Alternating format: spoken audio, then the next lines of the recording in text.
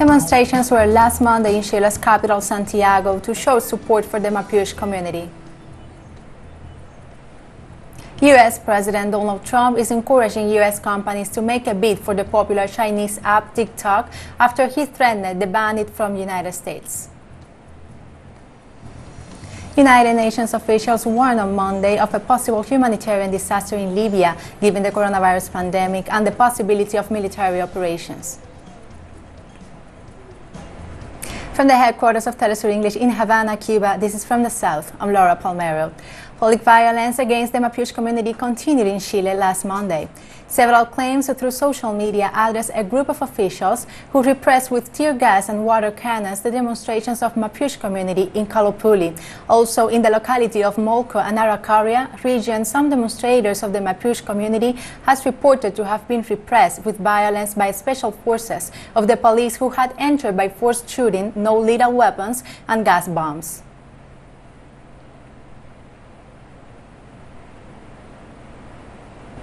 Meanwhile, the Chilean prosecutor office in the Araucania region opened a criminal investigation against armed civilians who attacked Mapuche community members during the violent evictions in the municipality of Curacautín past Saturday. Various social movements condemned the acts of violence by the state of racism and several communities of Araucania that seeks to evict the Mapuche community members from their ancestral territory. Mapuche leaders pointed out that the government of Sebastián Piñera is trying to create conditions for confrontation between people, stressing that they will continue to demand the release of Mapuche political prisoners, despite the aggressions of the police forces.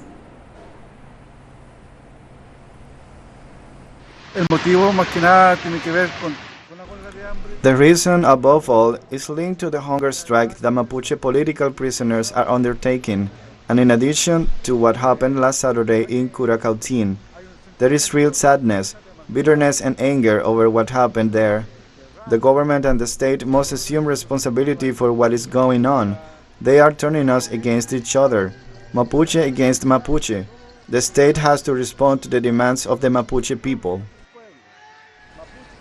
And Venezuelan President Nicolas Maduro, speaking during a video conference with his cabinet, assured that the National Assembly will be recovered from the right-winning December 6th parliamentary elections with the support of the Venezuelan people.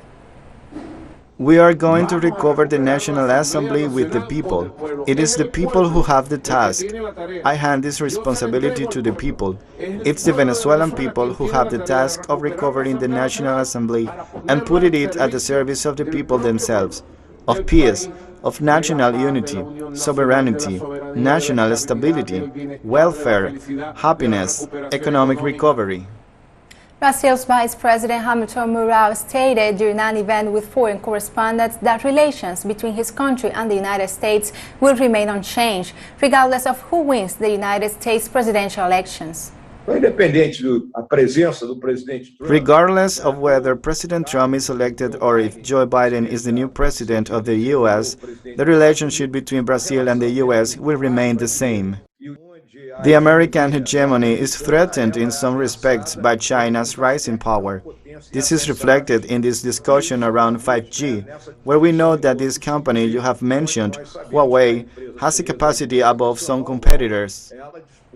In Bolivia, mobilizations began following a call by the Bolivian Workers' Center, the chief trade union federation of the country, to demand the date set by the law general elections on September 6 to be expected.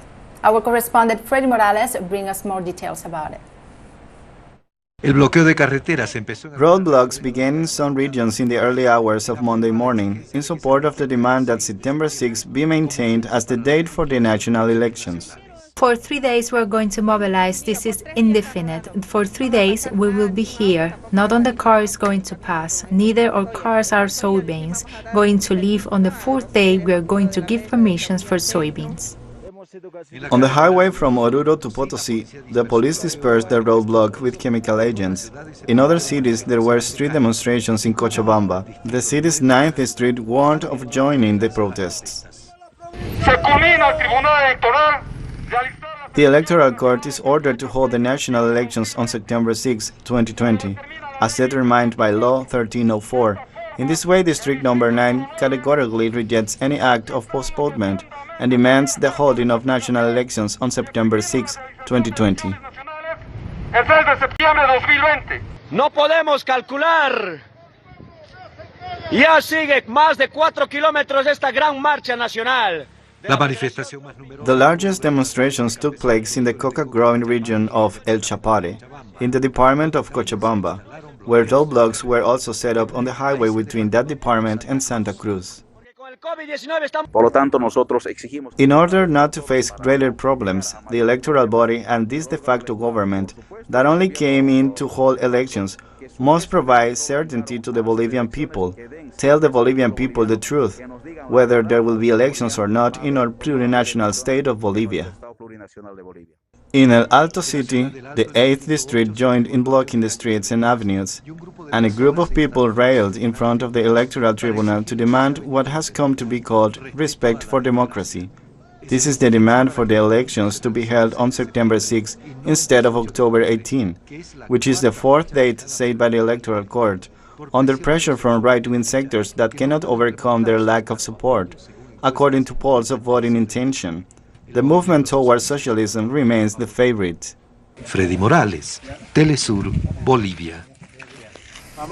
The United States National Hurricane Center has issued a hurricane warning for South Carolina and North Carolina states as its IS forecast to strike land as a minimal hurricane in the next hours. Coastal residents brace for possible storm surge and flooding rains. A tropical storm warning was extended northward up to the U.S. East Coast all the way to mouth of Merrimack River in the New Hampshire. Isaiah was upgraded again to hurricane this Monday as its strength in the United States.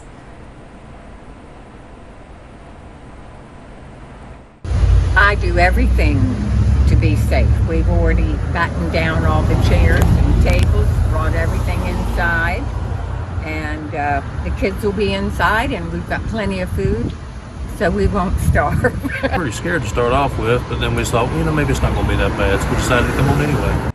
I will be right back after this short break, so don't go away.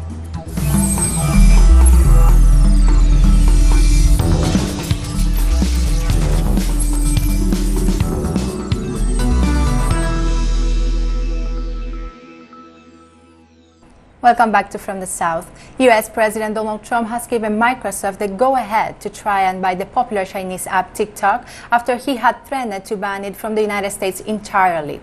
Trump announced that he suggested to Microsoft chief executive that he attempt to buy the app, as he wouldn't mind if Microsoft or any other very American company bought it. Used by U.S. Army of many people worldwide to produce 60-second videos of other cell phones, TikTok has become the latest focus of the ongoing political and trade battles between Washington and Beijing. United States Secretary of State Mike Pompeo recently announced that measures will be taken against Chinese apps like TikTok due to supposed national security concerns.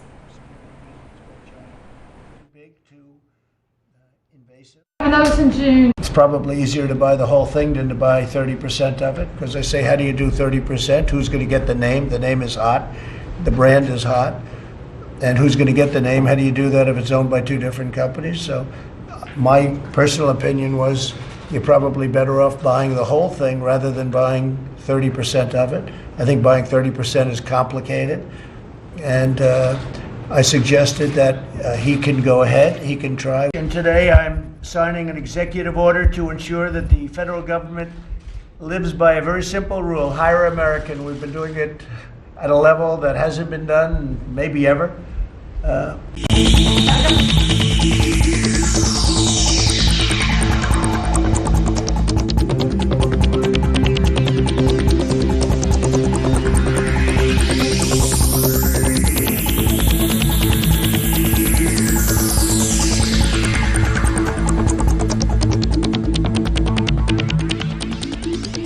Chicago Teachers Union members rallied and made their voices and horns heard on Monday. As of now, Chicago public schools will be opening for modified in-person learning next month, but the city's teachers union wants the plan to scrap for all remote model. Teachers will join activists from New York to Los Angeles Monday to demand adequate classroom safety measures as a school all over the country debate reopening. City teachers argue conditions aren't safe enough for in-person learning amid a steady uptick of COVID-19 cases. Parents have until Friday to decide if they are opting if the proposed Herbert's CPS reopening plan.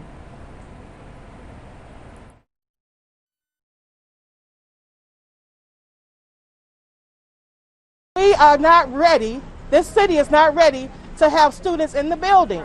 It is not appropriate to open in-person learning in an environment with raising contagion, where positivity rates are over 8% in more than a dozen neighborhoods across the city. And those are the neighborhoods in Black and Latinx communities where our students live and go to school.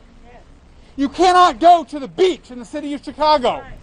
You cannot drink indoors in the city of Chicago, but they're going to send hundreds of thousands of students into school buildings, hundreds to a building. Adults, people with immune compromise, people who are with fragile health situations, to go to school in those buildings. We're not going to stand for it. There has got to be leadership in the city. United States President Donald Trump lashed out at White House coronavirus response coordinator Deborah Birx after he sounded a grim warning about the pandemic's new surge. Trump referred to the remarks as pathetic, angered by what he sees as overly pessimistic media coverage of his handling of the pandemic. Trump said Birx had given into pressure to sound negative. During the briefing at the White House, Trump also stressed that the permanent lockdown was not a viable path forward to tackle the coronavirus and called for Americans who have had COVID-19 to donate their plasma. The president also referred to the Hurricane Isaias due to the heat the United States caused soon and upcoming November elections. Storm surge and inland flooding are possible, and everyone needs to remain vigilant until it passes. I encourage everyone to follow the guidelines of the state and local authorities. We're working with them, and I think the guidelines have been very accurate so far, so stay safe. It's important for all Americans to recognize that a permanent lockdown is not a viable path toward producing the result that you want, or certainly not a viable path forward, and would ultimately inflict more harm than it would prevent. Absentee is great. It works. Like in Florida, they'll do absentee. It really works. But universal mail-in ballots is going to be a great embarrassment to our country. Well, I have the right to do it. We haven't gotten there yet, but we'll see what happens. The United States leading expert on infectious disease, Dr. Anthony Fauci, has said a school can be reopened as long as the risk presented by the novel coronavirus is very low. Speaking in an afternoon press briefing on Monday, where he appeared via video link with the governor of the state of Connecticut, the director of the National Institute of Allergy and Infectious Disease said the default approach should be to school opens for in-person for the sake of children's social and mental health, as well as access to nutrition, but stressed that safety came first. Connecticut has comparatively low number of coronavirus cases as compared to other states.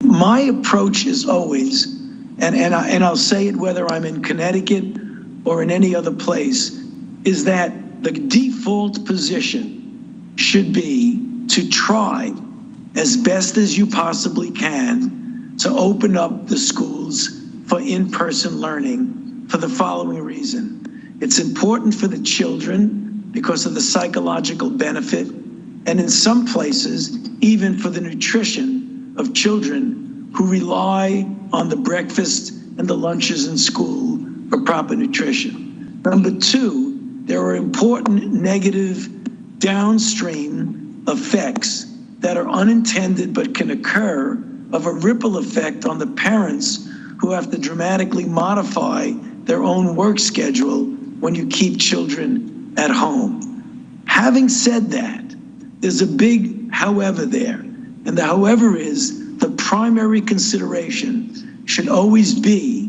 the safety, the health, and the welfare of the children, as well as the teachers and the secondary effects for spreading with regard to the parents and other family members. If the infection rate is so low that there's very little chance of there being infection spread, then you should feel okay about doing it, but making sure that you do the things that are necessary to prevent spread. Spain's former king Juan Carlos, who is facing investigation at home and abroad for corruption, has announced that he will go into exile. The royal palace said in a statement that the 82-year-old revealed he will leave the country in a letter to his son, current King Philippe VI, in order to make it easier for him to rule. King Philippe accepted his decision and thanked him. After a series of media revelations, Prime Minister Pedro Sánchez spoke out in July, saying that the entire Spanish population was receiving disturbing information. The former king's lawyer Javier Sánchez Junco issued a statement this Monday saying his client was not trying to escape justice by going into exile and would remain available to prosecutors.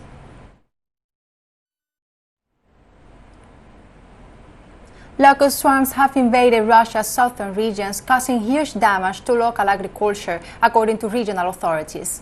A state of emergency has been declared in 7 parts of the Republic of Kalmykia, according to the emergency ministry. The damage is estimated at over $13 million. In the Volgograd region, the locust invasion was caused by severe drought.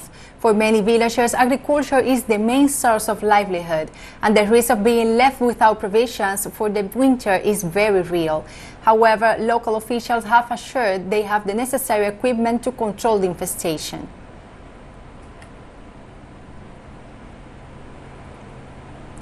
French authorities have implemented rules on outdoor mask wearing in those parts of the country hardest hit by COVID-19.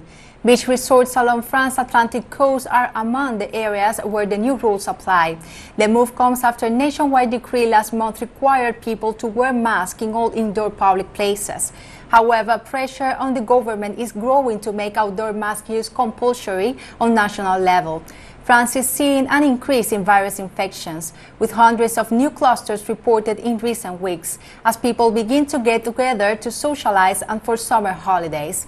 France has reported 7,000 new cases in the past week after a strict 2-month nationwide lockdown largely brought the virus under control.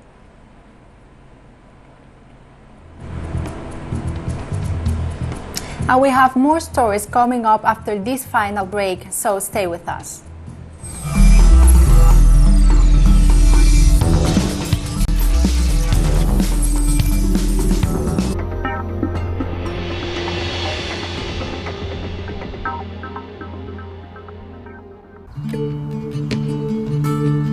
Eu queria mandar enviar um parabéns e um desejo de força, Telesur. Vocês são muito importantes na América Latina e na visão que o mundo também tem da América Latina. Então, força e parabéns pelo aniversário e espero que nós comemoremos juntos esse aniversário por mais muitos anos.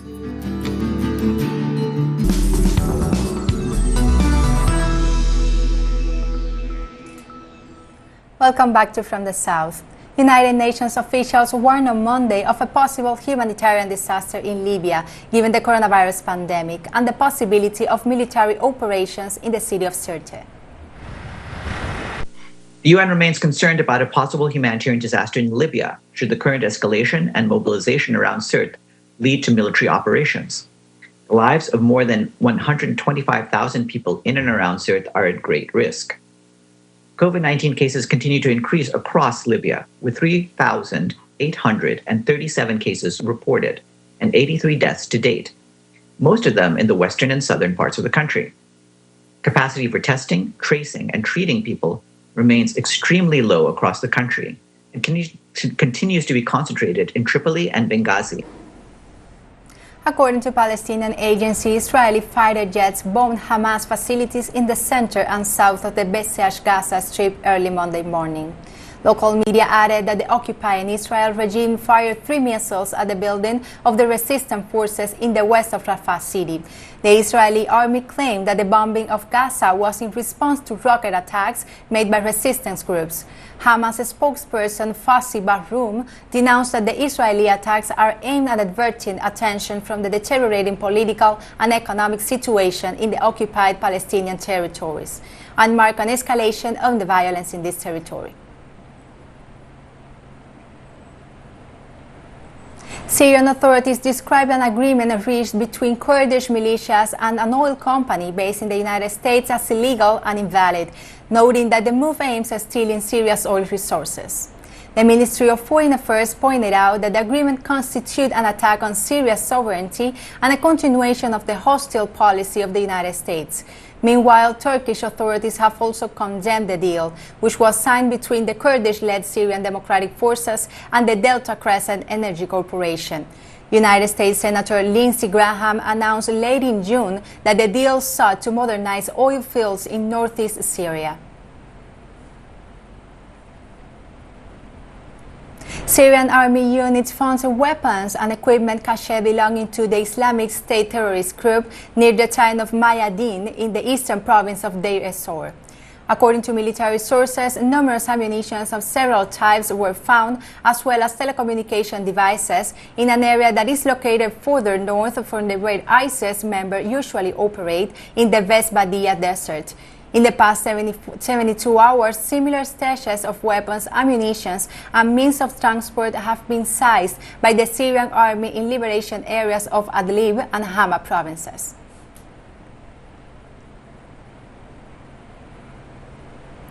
Kenya is one of several African nations that are resuming international flights, suspended since March because of the COVID-19 pandemic. The country's flag carrier, Kenya Airways, has resumed flights to 30 different destinations. Other African countries that have resumed flights include Mali, Rwanda, Senegal, Ivory Coast, Niger, Chad, Burkina Faso, and Togo. In Ivory Coast, a health declaration must be completed before traveling. In the case of Togo, all travelers will be subject to a COVID-19 test on arrival and another on departure. Meanwhile, Tanzania has banned Kenya Airways from entering the country. Tanzanian authorities said the flights were being banned on a reciprocal basis after Kenyan authorities decided against including Tanzania in a list of countries whose passengers will be permitted to enter Kenya without a resumption of commercial flights.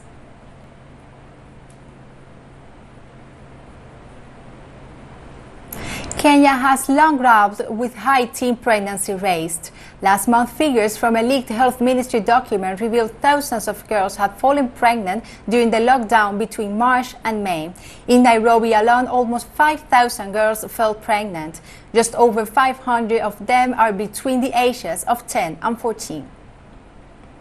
The coronavirus has affected girls in Kenya through several ways. We have seen, one, an increase in number of teenage pregnancies within this period of time that the girls have been home. This has resulted mostly in the girls being away from schools, which closed in March at the onset of coronavirus. And they tell us most of them are transactional sex. They're still boyfriends, but they're still transactional at the end of the day. They want some money out of it, they want some little pocket money. And then there are some who have it because they can't really access sanitary towels. In school, sometimes they get free distributions, but when they're home and they can't afford them, they have to have this transactional sex to be able to afford them.